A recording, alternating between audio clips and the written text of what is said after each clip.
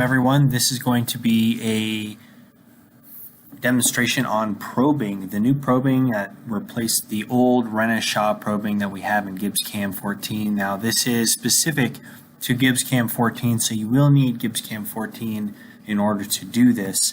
And one thing I want to point out real quick is that there were some bugs in probing at the beginning, and it seems like they've all been resolved in version 14.0.8 and later. So if you're doing probing in GibbsCAM 14, I think it's a good idea to upgrade to this version or later so that you run into the least amount of issues as possible. Hopefully none. All right, so another thing about the probing is it's in fact a plugin. So that means it's a separate module kind of thing that plugs into GibbsCAM. And so I go into my plugin manager and I'm going to scroll down to G, where we find the GibbsCAM generic probing support right here. And we want to make sure that that's checked on. I already have it on, but first-time users will need to do that. Otherwise, your operation processes won't show up. So with that all said, I'm going to open up my tools in my CAM now. We added a new type of tool here, a new section. I'm going to minimize these just to get them out of the way. We have a probing here, right? So ball is probably the one that most people are going to be using. It is very important that you get the precise dimensions from the manufacturer of your probe because any kind of deviation from what that is, might result in bad measurements, that kind of thing. So be very careful. You do want to make sure that you're setting the right unit here. In my experience, most of these tools have been in millimeters. Even though this is an inch part, I can set millimeters separately on the tool and then enter the millimeter values, so there's no manual translations or anything like that. GibbsCAM should handle everything in the background, which is good. We want that. So we have a ball, we have a disc probe here, pretty standard stuff. We also have a cylinder. I'm not going to bother messing with these dimensions, but again, you really want to make sure that you're matching what you have. If the type of probe that you're using isn't a ball or a disc or a cylinder, we do have the 2D or 3D probe options, where you would define your own geometry and then kind of come in here and say apply, and it would add it to that.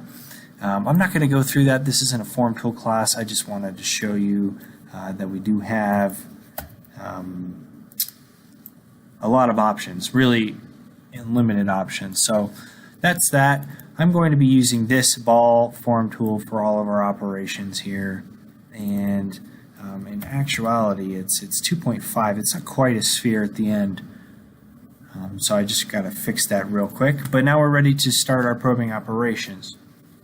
Like any other operation, you take your probe and you take your tool and you bring it down, and any available process types will show up here. So we have 3 probing operations right now. I'll be going through each of these, starting with the basic. Now, basic is exactly what it sounds like, basic. You just type in your probing code here. You select your format that you want it to be in.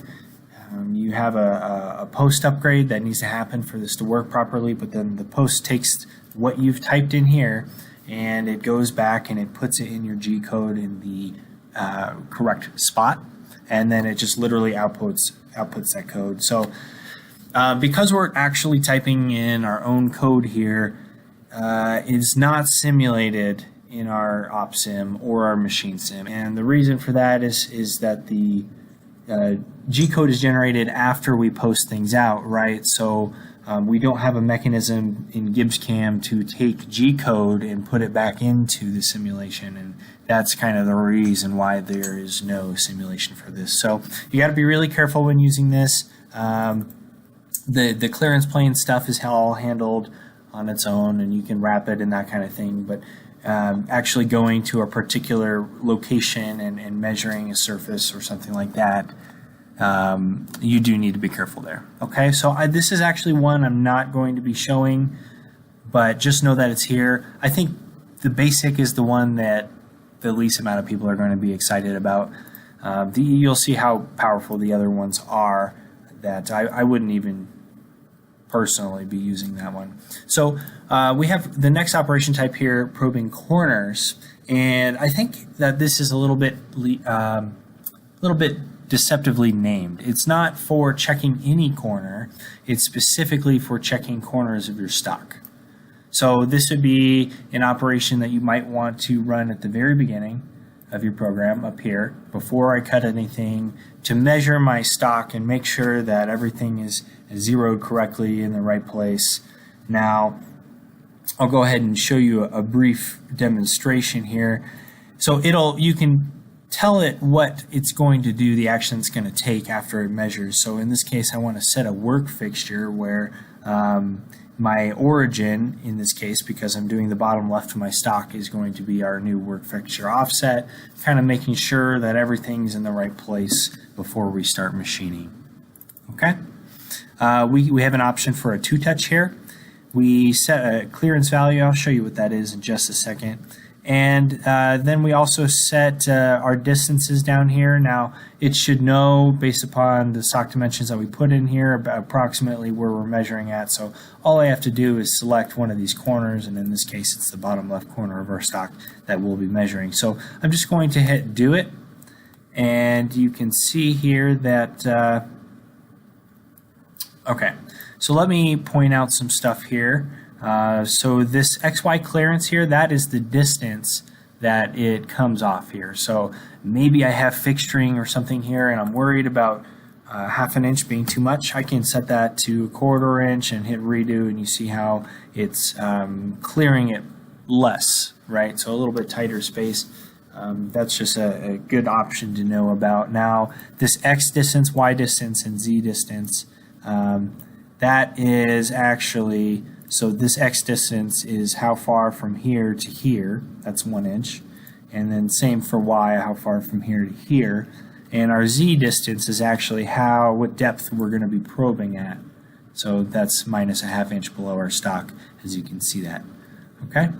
Another option that we have is outside corner with angle, and I should just be able to hit redo, and I'll show you what this one does. So this guy is actually doing 2 points on each side. So it's going to measure X and Y twice, and then it calculates an angle, and then it's going to take that data and kind of spit it back out to the controller, and then set your work fixture offset with all that in mind. So this is just a little added feature with the angle in there. Lastly, we have a single surface corner with Z. And all this does is it's measuring the top of your stock. So this might be one where I want to do it after I do a facing allowance. So this barely generates a toolpath. You can kind of see it here, but it's just coming down and touching off the top of our stock and saying, oh, okay, well, this is our Z0, right? So pretty easy stuff here. Just for simulation purposes, I'm going to move this back to the angle so that we can see it. And hold on here. So that we can see a simulation a little bit later. Okay, so that's that.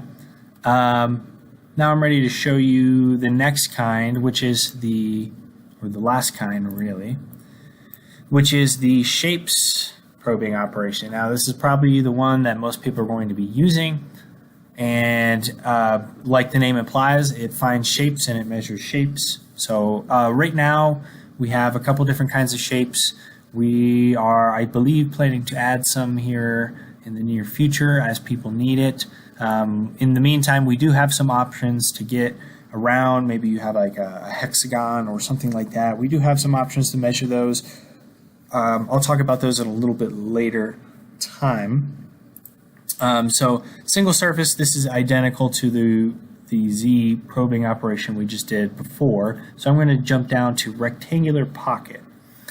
And all this probing stuff works off geometry and geometry only, okay? So fortunately, included in geometry is our profiler. So if I turn on our green profiler here, slice plane, and I drag this up by clicking on one of the dark green lines there, I can get the shape for this rectangular pocket. And since it's a pocket, I'm going to want to do the inside, right?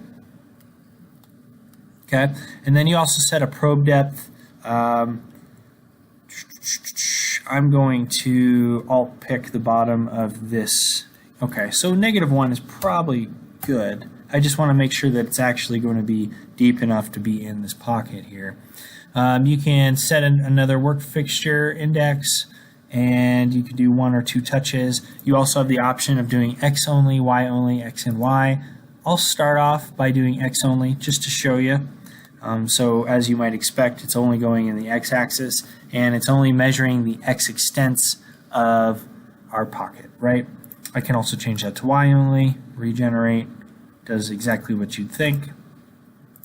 And likewise, X and Y gives us a little cross in there, measuring the center of the pocket and how in tolerance everything is. Okay, so that's that. I'm going to move on to a circular pocket.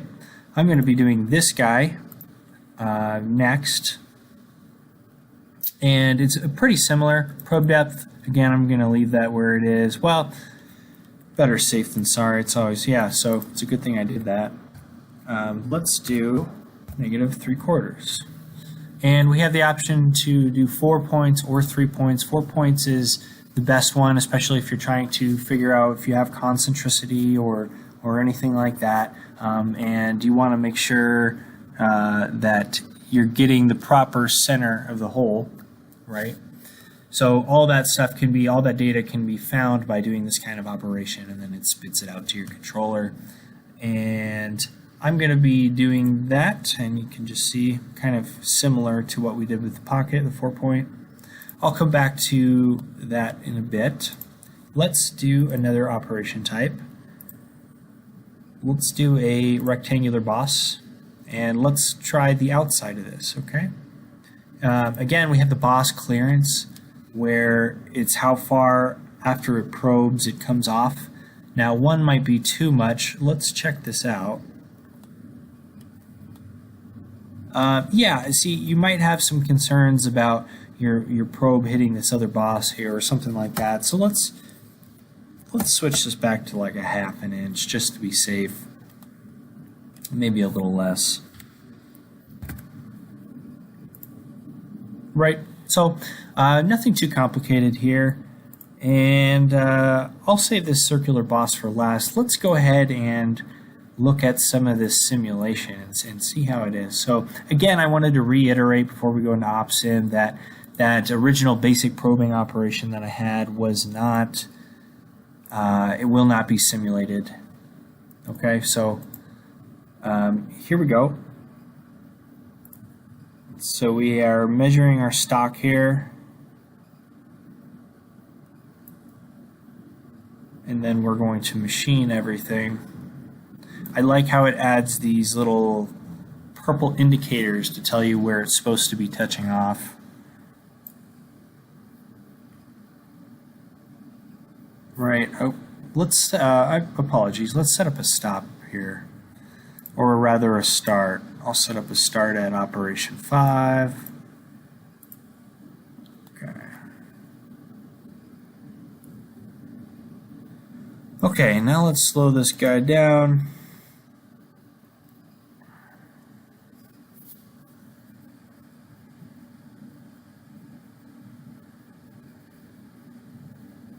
You can see it retracting to my clearance plane in between the touches on the outside boss so that we're not scraping across it or anything like that. So yeah, pretty basic so far. A lot of people ask about how do I measure, you know, a radius, an internal or an external radius or something like that if we only have these 3 operation types. So let me show you how to do that here. I'm going to trash all these operations just so that we kind of have a clean slate to work with here. So I'm going to drag my probe down here. We're going to be using the shapes operation, and let me kind of redraw this to clean off that toolpath there.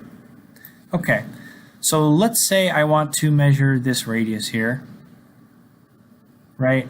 So what we're going to be doing is a circular boss. It's kind of got that shape, but we're not doing a full circle, right?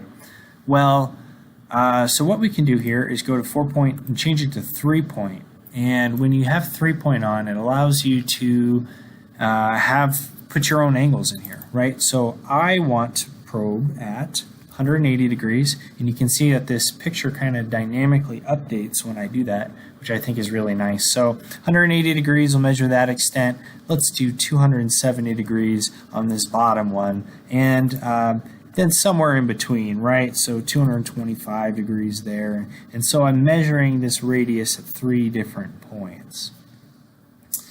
I'm going to go ahead and use my Alt key to fill this field and then bump it down a little bit. So let's go even farther so that we're actually down here measuring our radius. And I think that will do it. Again, so you have to select geometry and geometry only. So I actually have had some geometry created. So to get this circle, all you have to do is I would select this face, and then I'd right click and say extract edges, and then I'd go ahead and delete all the extraneous geometry that I'm not using except for this circle, and I'll be left over with this circle, and I can select that and then say do it. Now just something to be aware of, I don't actually have an operation to cut this low, so when I simulate this, it'll be probing inside the stock right here. But just be aware, I'm not going to dwell on that. I just want to demonstrate the probing capabilities here, right? So one more thing here. Let's set up for a new operation.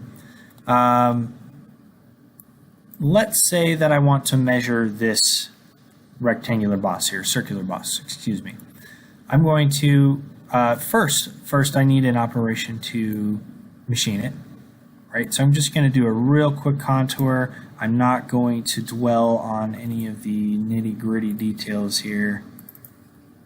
Oops, I did that backwards. Okay, looks good.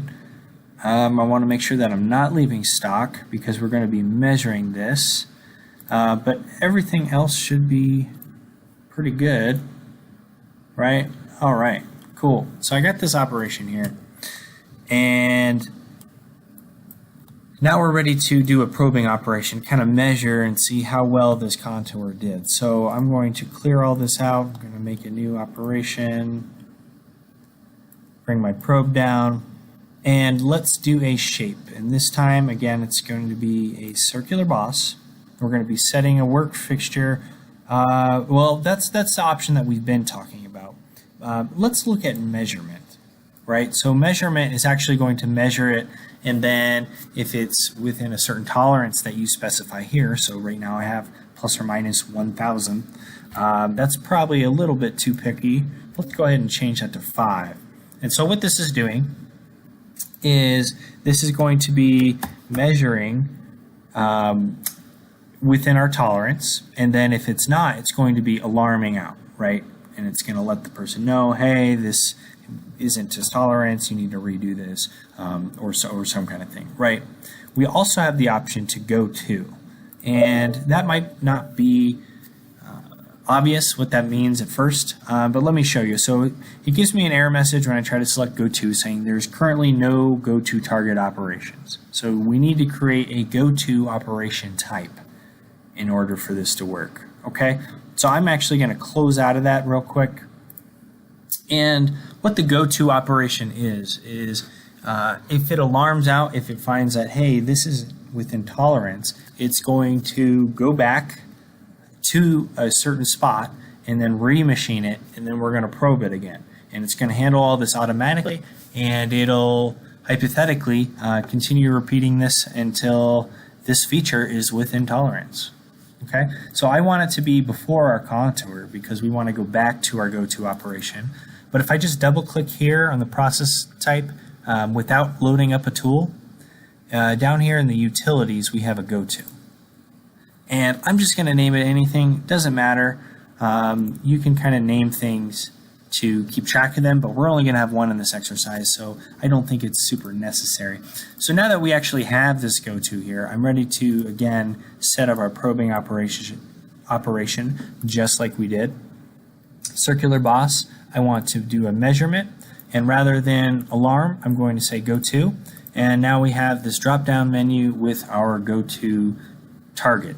If we had more than one, we'd have more than one show up here, but we only have one, so I bet you can guess which one I will be using. This will need to be -1/2. We don't want to go that deep. We're measuring this feature, and I'm going to do a 4-point again this time. And I believe this all looks good, right? So this won't be necessarily reflected in our simulation, the go-to, because the simulation is, of course, always going to be within tolerance. So we're not going to see it go back, but just be aware that when you actually run this program, that it will indeed go back to operation 5 if it finds that operation 6 is not done within tolerance. So pretty cool stuff, pretty powerful stuff. Okay, and let's see where my op stop here. So we're starting at 5, which is our go-to, which is good. And I'll kind of play this pretty slowly, but nothing new here per se, right? So that's all of these 3 probing operation types in a nutshell. There's not too much to them. I believe they're planning on adding more functionality in a later release.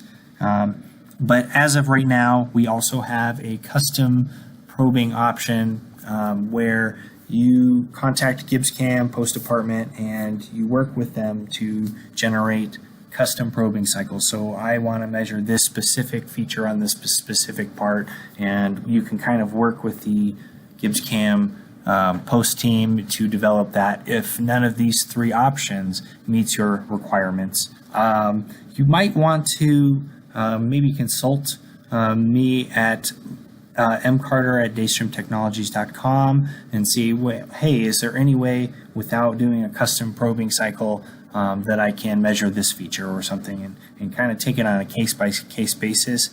I think you'll be surprised as to the functionality that we have with just these 3 basic operations. So that concludes the end of my probing demonstration, and I hope that you all liked it.